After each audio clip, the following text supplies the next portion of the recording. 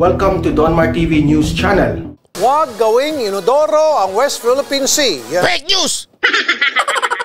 Buwelta ng ilang opisyal sa mga Chinese vessel na nagtatapon naman ng dumi ng tao sa ating teritoryo. Pero, depensa ng pamalaan, hindi raw ito totoo. Nasa frontline ng balitang yan si Camille Samonte. Bukod sa panghihimasok sa ating mga teritoryo, malaking pinsala sa mga bahura ang dulot ng mga Chinese vessels na patuloy na nakaangkla sa ilang bahagi ng West Philippine Sea. Dahil ang mga barkong ito ng China, nagtatapon daw ng mga dumi ng tao sa ating... Take note, puro daw. Ha? Daw, di umano. Eh kung sabihin ko kayong tumatae ako sa EDSA, daw. Ha? Di umano. Gusto nyo ganunin ko? Ang pangit, di ba? Tumatay ako sa EDSA, daw. Di umano. Tapos magko-comment yung mga politiko, babanat sila na according to daw. Karagatan. Sa mga larawang inilabas ng US-based geospatial imagery firm na Simolarity, makikita ang maruming tubig sa karagatan pero hindi tinukoy na karagatan ito ng Pilipinas. Ang nakalagay na image source, unknown ship from Marine Executive. Lubhang apektado daw ang Union Bank sa Spratly Islands na pasok sa ating exclusive economic zone. When the ships don't move, the poop piles up. Those are all reefs in Union Banks in the Philippine EEZ that are being damaged, and part of that damage is the sewage that these anchored ships, more than 200 of them, are dumping into that reef water.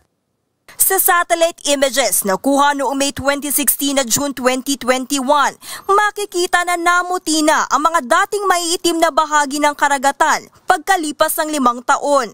Indikasyon daw ito. Tingnan nyo yung picture na nilabas na binabalita ngayon. Binabalita ngayon, ha? Ha? Ha? Ngayon binabalita! Ngayon nila binabalita yan, ha? Na tumataas ang chlorophyll at dumarami ang algae na masama sa coral reefs. The damage to the reefs in just the last 5 years is visible and dramatic. Pati katae, kasalanan ni Duterte. Roberto Garda, salamat. Alam niyo, sa totoo lang, gusto ko talagang murahin. Pati ba naman yung tae, kasalanan ni Duterte. Tayo mo kayo daw sa EDSA. Gusto nyo? Relax lang, sir. Relax. Sorry na, napadamig tayong kape. Period is after and therefore in addition to the well-documented reef destruction from the harvest of giant clams and the artificial island building. Kapag nagpatuloy pa raw ang pag-abusong ito, maaapektuhan ang maraming bansa. Damaging these reefs directly. True. Nung madaming tayo sa Manila Bay, tayo mix. Oo nga, correct kayo dyan. Oo nga eh. Isipin nyo, nung mga may tayo sa Malacanang, yung tayo mix sila. Di ba yung tayo nakarang administrasyon, puro tayo yun eh. Affects the fish stocks of the entire South China Sea, can lead to a hunger crisis, the collapse of commercial fishing in the South China Sea. This is a catastrophe of epic proportions and we are close to the... Ito. Ipapaliwanag ko sa inyo bakit sablay. Tingnan nyo to just the last 5 years. Okay? So sa madaling salita, noon pa ito. Meron pa yan. Papakita akong picture sa inyo. Point of no return. This needs to stop immediately. China, stop shitting on the Spratlys. Ayan. Tapos, kinunik-kunik na nila. Alam mo, totoo naman yan. Ito, halimbawa. Ito, pakita ko lang sa inyo, ha? Ito. Yan yung picture na yan. 2014 pa yan. 2014 yan. Ngayon, ibabalita. Tapos, i-connect ngayon doon sa China. Tapos, pagka-connect sa China, i-connect ngayon dahil kay Pangulong Duterte. Sabi ko, napakagago rin ninyo, no? 2014 yan. Mayor pala si Pangulong Duterte noon. Anong kinalaman niya dyan? Yang tae na yan, panahon pa nyo. Tapos kasalanan ni Duterte.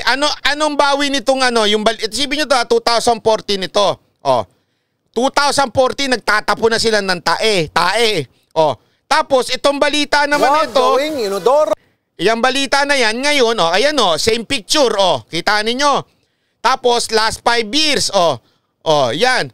Sinasabi nila last 5 years. Sa totoo lang, paano naging 5 years yung 2014? Ba, hindi ka marunong magbilang? Tapos i-connect nila ngayon sa China. Na kesyo dahil daw parang ang dating hindi naman nila sinasabing directly para hindi talaga sila ma-fake news. Di ba? Pero sinasabi nila, yan tae na yan dahil yan kay Duterte na pumapayag kasi sana dyan yung China. Napakagago rin nyo noon pa yan affects the fish stocks of the entire South China Sea, can lead to a hunger crisis, the collapse of commercial fishing in the South. Australia pa yung picture. Correct. Diba? Ano ibig sabihin nito? Hindi nga sila sure daw. Hindi nga nila alam kung saan eksakto. Syempre, nakahanap sila ng kesyo. Yung China, sinisisi nila ngayon. Since yung China, medyo issue sa Pilipinas, i-connect natin ng konti. Tingnan mo rin ang mga gagawin, Isipin nyo, noon na nga, hindi pa sila sigurado kung saan. Tapos, dahil sa, baka China yan, baka Chinese boat yan, kailangan i-connect-connect na ninatad sa Pangulong Duterte. Tingnan mo mga siraulo China Sea.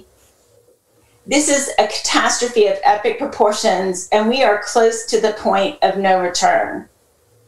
This needs to stop immediately. Agree naman tayo. Hindi naman tayo tutol na meron naman alam nyo, noon pa lang may mga ganyan na sa karagatan, mga loko-loko, may mga pirates nga na talagang ginagawa nila yan. Maraming ganyan na noon pa. Okay? Sinasabi ko bang hindi dapat punahin? Hindi punahin. Pero kung sisisihin mo lang ang isang partikular na gobyerno dahil doon at i-connect mo, I'm not saying itong babae na ito ibig sabihin kasi parang may report na ganyan, i-connect ngayon ng mga dilawan kaysa dahil sa si Pangulong Duterte malapit sa China kaya hindi pinupuna. Ganun ang dating Di ba? Sabi ko nga pag hindi EJK, West Philippine Sea yung issue. Ano pa susunod? Pag hindi West Philippine Sea, sasabihin nila korupsyon. Paikot-ikot lang yan, parang tanga. Paulit-ulit lang sila. China. Kasi nga, lagi niyong tatandaan yung prinsipyo na pag pinaulit-ulit, kahit mali at hindi totoo at fake news, maaaring magmukha ng tama. Yan ang tinatawag na troll principle. Stop shitting on the Spratlys. Kukumpirmahin pa raw ng DENR kung nagtatapon nga ba ng dumi ng tao ang mga barko ng China. Si Defense Secretary Lorenzana sinabing hindi ito totoo. Peke raw ang naturang litrato ng barkong nagtatapon ng human waste sa West Philippine Sea. At hindi raw yun sa West Philippine Sea, kundi sa Great Barrier Reef sa Australia. Ayan ang linaw-linaw na Tapos ito. Pag sinabi mo pa yan, alam mo gagawin ng Vera Piles at saka Rappler. Sasabihin pa, peke si Lorenzana. Fake news si Lorenzana. Mas tama pa rin sila. Ano gusto nyo? Kayo na lahat sa tama. Para pala kayong mga misis namin at saka mga jowa Ayan, wag na. Nandiyan ka na naman banat ba Hindi kasi di ba may mga ganyan na misis at saka mga jowa na palagi na lang sila tama? Kahit anong gawin mo, pag umuwi ka na maaga, bakit ang aga mo hindi ka nagtatrabaho? Animal ka. Pag umuwi ka ng late, bakit? Saan ka galing? Pag umuwi ka na mabaho, bakit ang baho-baho mo naman? Hindi ka man lang mag-deodorant. Saan ka na naman galing ang baho-baho mo? Pag umuwi ka naman na mabaho, saan ka naligo? Saan kami lulugar ng mga lalaki?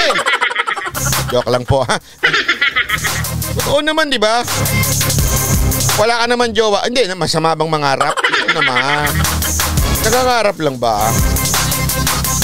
Kasi ganun naman talaga, di ba? Parang ganyan ng Vera Piles sa Rappler Kung ano yung sabihin nila, tama. Nakita nyo ba yung pinunan nila si Enrile? Si Enrile na witness mismo, yung sinabi ni Ninoy, na witness niya mismo. Yung mga sinabi ni Marcos, na witness niya mismo. Ibig sabihin, naandun siya, buhay pa. Buhay siya, ang tagal ng buhay niya. Ewan ko parang buhay pa ata siya nung panahon ni Rizal biro lang Senator Enrile. Isipin nyo, may sinabi Senator Enrile. Siya mismo na witness niya. Sinabi ng fact checker ng Facebook, fake news si Enrile. Yung mga nagsasabing fake news, patay pa nung panahon na yon. Sperm cell pa lang kayo. Nagigits nyo ba? Sperm cell pa lang kayo. Sasabihan nyo yung buhay na naka-witness at kinausap na fake news? Abay, mga gago pala kayo. Sorry, pero totoo Sabi ko nga, hala. Pati yung talagang naka-witness, sasabihin nila fake. Diba? Galit ka ba, Banat? Ba? Hindi naman, nagpapaliwanag lang. Bakit ba?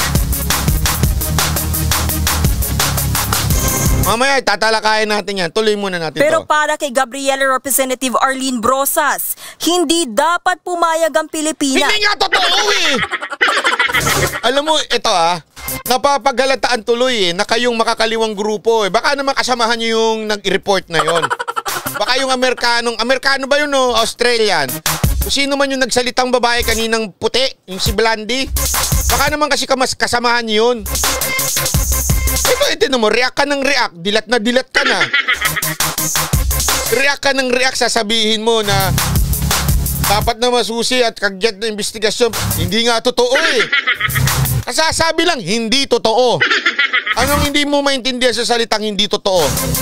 Kasasabihin mo, hindi, kailangan imbestigahan ng barangay ng China. Ikaw pumunta doon. Marami naman kayo mga bangka-bangka, di ba? Puntaan mo, kasama mo yung mga kasamaan mo may bangka. Tingnan nyo kung may tae nga. Alam mo, ito gawin mo, Brosas Punta ka doon. Kasama nung bangka ninyo, ng mga kasamaan mo dyan sa gubat. Puntaan mo doon, punta ka. Tapos pag nandun ka na sa may tae, lasahan mo yung tubig. Pag nagtae ka, may tae nga. Pero kung hindi ka nagtae, ay di walang tae. Bakit naman ang usapan natin, tae? Kasi wala kasi silang Talagang sabi ko, baka pati yung mga umiihing isda, isisi nyo kay Pangulong Duterte. Bakit? Yung isdang yan, Chinese isda yan Chinese fish yan, umihi. Kasi pinayagan ni Duterte yung mga isda doon. Sabi ko nga naman, lahat na lang talaga Nako. Baka yung mga lasing na sumusuka doon.